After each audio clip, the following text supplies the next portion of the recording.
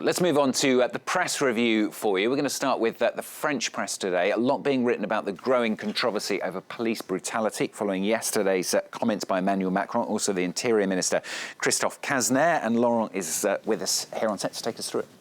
Well, Stuart, it's a controversy that's been growing for the past 13 months since the start of the Yellow Vest protests.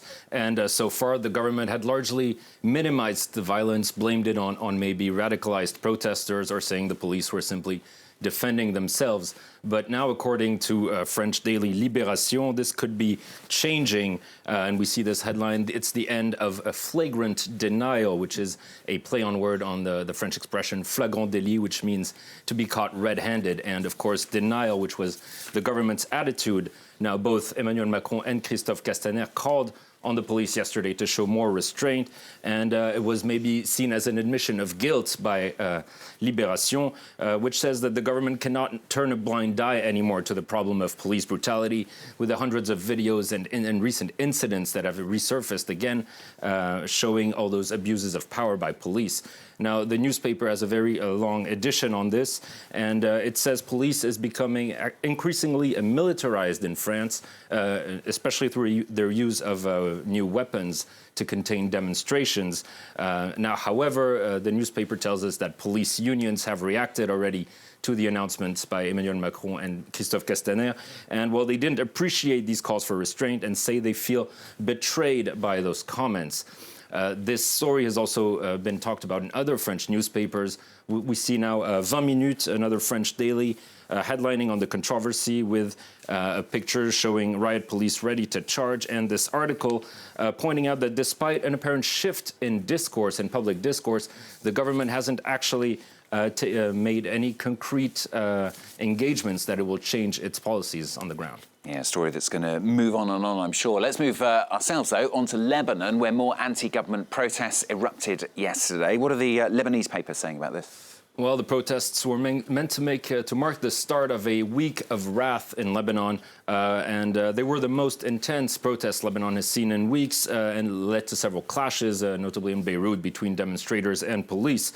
Now, according to the Daily Star, a Lebanese English-speaking daily, we can see anger and pressure has returned to the streets of Lebanon after a few weeks of relative calm. And looking at L'Orient Le Jour, another French-speaking Lebanese paper, it calls it a last warning to the government by the protesters, which has made the government has made very few concessions after more than 90 days of protests. According to L'Orient Le Jour, this spontaneous comeback to the street took many politicians by surprise, as a lot were expecting, maybe hoping for the movement to kind of die out on its own. Word now about Australia for you, the ongoing bushfires making the headlines there once again, this time for sporting reasons, though. Well, and despite air quality that was assessed as very unhealthy by local authorities, and which had advised local residents to stay indoors, the qualifying round for the Australian Open took place yesterday in Melbourne. And as we can see with The Guardian here, the players were severely affected by this air quality resulting from those bushfires. Some reported trouble breathing and even minor asthma attacks. And Slovenian player Jalila Jakupovic actually had to retire from her qualifying round to throw in the towel after she almost collapsed during her game. We can also see the story making the rounds in the French press. French sports newspaper L'Équipe also headlines with this caption, irrespirable, meaning unbreathable, and it's, done in the style of those warnings on cigarette packs saying smoking kills. So the paper reminds us that this is very unhealthy and questions how the tournament was allowed to go ahead under these circumstances. Yeah, it's going to be intriguing to see what the next do over the next few days and for the rest of the tournament as well, of course. Let's end with something a little bit different for you. This is about a man in the US. Now, he's actually requested to settle a legal dispute with his ex-wife. Nothing unusual about that, I suppose. But he wants to do it with a highly unusual, if not, well, rather archaic procedure.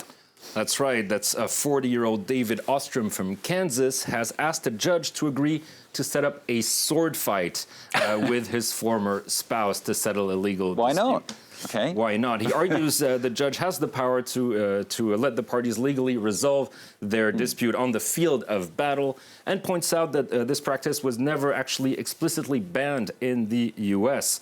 Now, as per the rules of trial by combat, his ex-wife is allowed to choose her lawyer as her champion to defend herself. Does he want to do it, though, is the question I would have thought, but anyway. The lawyer was not very enthusiastic about it, but it's also worth noting that the man in question has asked for a 12-week delay in order to secure authentic Japanese swords for the duel, a sign that he's taking this very seriously. Right. And now we'll never know if he's being serious or if he watched too much Game of Thrones, maybe.